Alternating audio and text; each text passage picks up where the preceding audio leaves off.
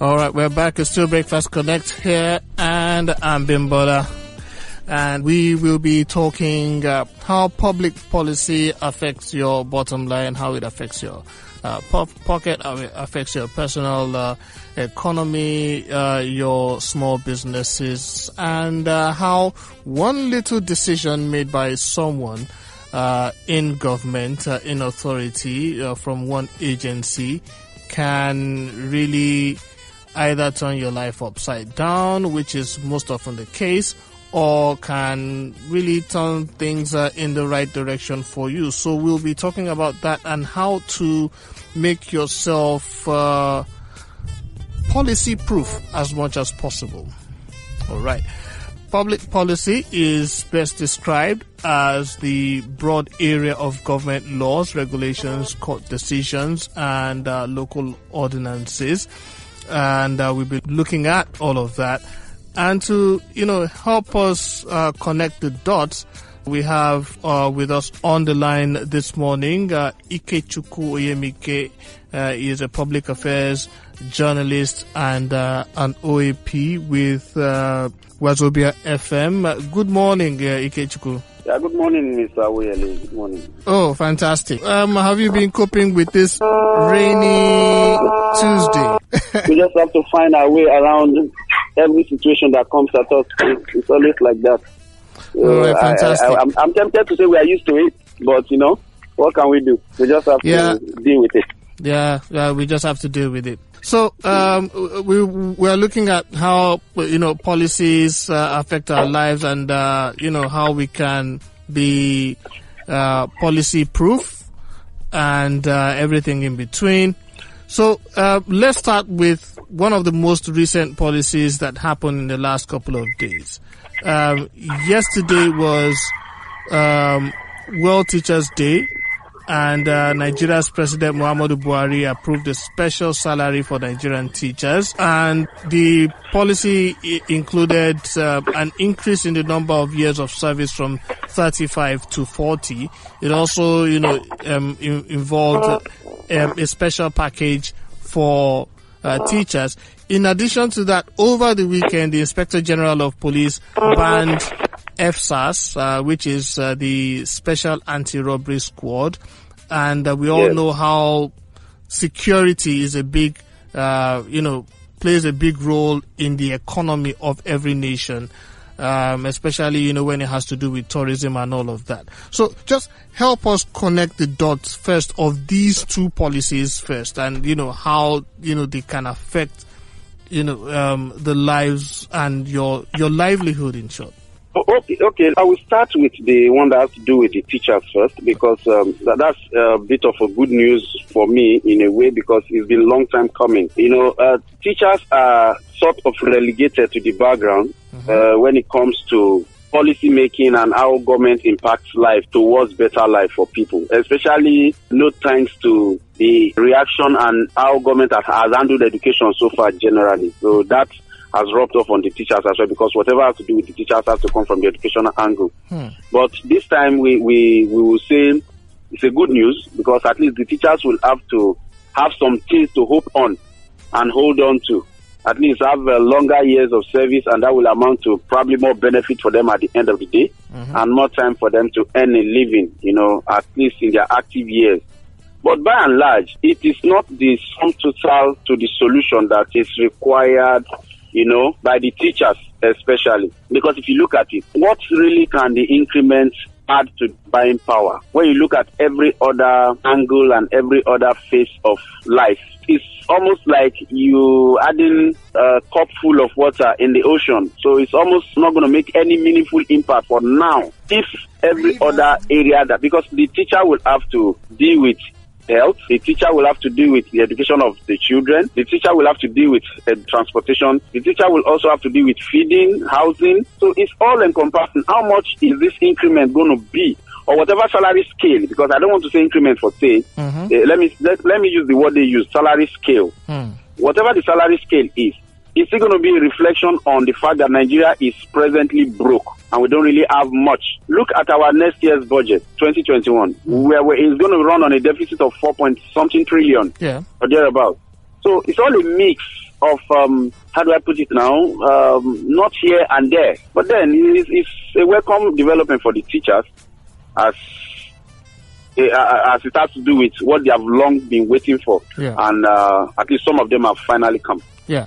Now, that was, some sort of a positive policy and how it will affect that. But now let's look at, making your personal business and your personal life, your own livelihood, policy proof. I know someone at some point who, after going through some issues personally, when his child was in the hospital and he found out how much he had to spend, just to treat malaria, he discovered how, everyone, how most people rather in Nigeria, because he had the means and he could pay up to hundreds of thousands of naira just to treat malaria.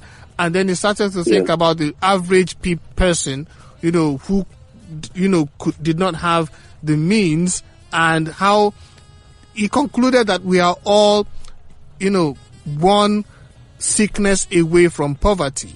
And it's almost like we are a policy away from poverty if we do not policy proof ourselves. And one of such policies, just last week again, the president announced, he kind of suggested, the possibility that the pump price of fuel is unsustainable, and we know how all of that, caused a lot of discussion, in the past week. Yeah, in the past couple of days. Also in Lagos State, there was this policy that had to do with a ride-sharing company, a motorcycle ride-sharing company. Just one government policy then, and it ran them out of business. So how do we policy proof ourselves such that, when, government, there was also another one that had to do with Internal Revenue Service, and it took people, shouting and everything, for that one to go away. We almost wanted to affect the, logistics business with the NIPOST, if you recall. So these policies are just, it seems like every small business is just a policy away from, being run out, or being, or a policy away, a policy away from folding up. How do we policy proof ourselves? First of all, I would like to submit that in our climb, for the sub-region where we are in, Africa and Nigeria precisely, it is very difficult to policy prove, whether as a small business owner or as an individual. It's very difficult because, say for instance, the fuel issue you talked about, the subsidy removal. Yeah. Of course, it's been a long time coming, but the issue is, in the mix of it, you find out that there will always be that missing link that either by negligence or by deliberate refusal to fix it, will come to always haunt that policy, no matter how positively directed you want it to be or the government wants it to go. If our refineries had been working okay, we would not be talking about subsidy, talk less of talking about the price of fuel, because we know it will be here, mined here, refined here, and we all have to use it here, and the price will not be that far-fetched, especially if every other thing that has to do with it, especially that amounts to the good life for every human, is put in place. For a business, yes, you have to survive. You have to do your business. But you still will be within that scope and envelope of your local tax collectors, your state government policies. There is no power. So how do you really policy prove? If you want to policy prove, you still have to, for instance, there is no power. You still have to run in your generator, buy fuel. The fuel price has gone up. The cost of things in the market have gone up. Let's even leave maybe people who deal in goods and services, who deal in goods. Let's talk about services. Where exactly will you operate? Which sector will you exactly operate without incurring the cost of power, without incurring the cost of logistics?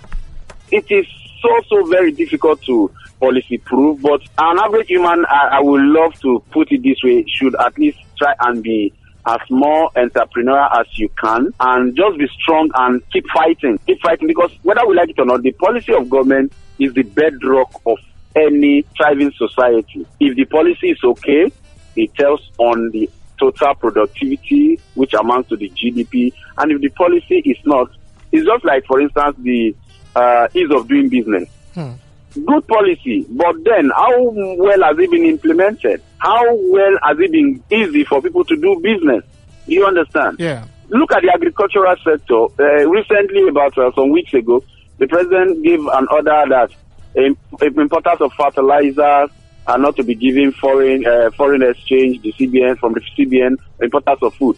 But then, are we self-sufficient in terms of producing enough for ourselves? Whether we like it or not, we are largely a consuming nation. And in a consuming society, such policies will hamper on business. Not that it is not positive in the sense, because it's about being self-sufficient. But are we there yet to? Because I believe you don't just jump at policy and cut. You build it over time. And for me also, maybe I don't know if I'll forget this along the conversation. I just need to put it here now because it just comes to my mind again here. Every policy has to accommodate the strong sector in the society in terms of human capacity now, the youth. Any policy that does not accommodate the youth, any policy that does not put the youth into perspective, especially in education, which is key, and in agriculture, in business, that policy is almost gone. It's almost, like you said, a step to poverty, because this is the driving force of the society. So, to conclude, policy proving yourself has a lot to do with the factors surrounding you. And in this climate, it is possible, but it's very difficult to really policy prove yourself. But in a way, you just have to keep fighting, keep doing what you're doing, keep being more prudent. Okay, maybe I should put that here. Be more prudent in spending. If you have two cars, at least at this time, it's good time to just run on one. I met a friend recently who told me he had to sell one of the cars so that he could maintain one.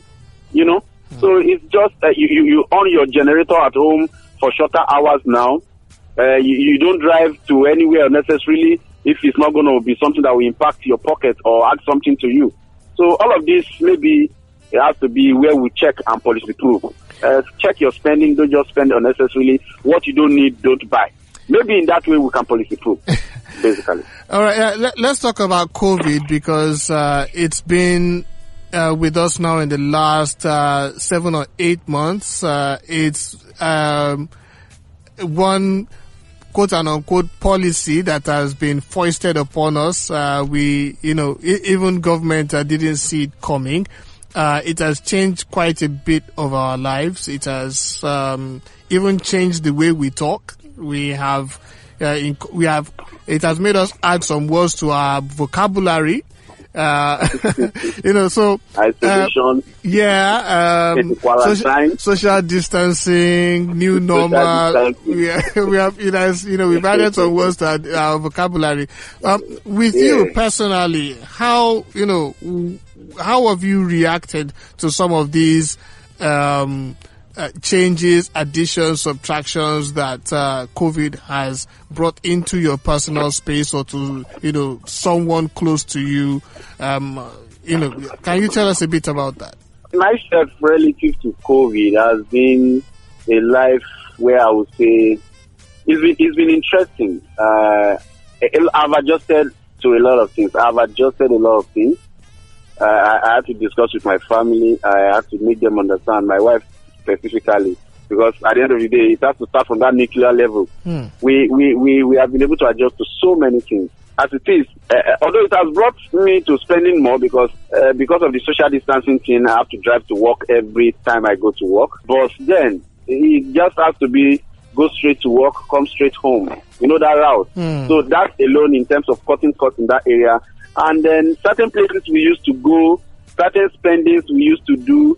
It's just been a 2020 where you wish never came. Some of my friends call it virtual 2020, still waiting for the real 2020. It's been a year. It's been a year we have adjusted to a lot of things, and most of the concentration has been to just build our small business and at least build it to a level where we can say, okay, if the situation even had to lead to losing of job, which we really don't hope for, we still have something to fall back to. But in terms of the year, in fact, most of the things I do outside my pay job. They are all pay jobs though. But outside my 8 to 5, most of the other things I do have not really happened in a while because I'm into entertainment as well. I consult and I do events.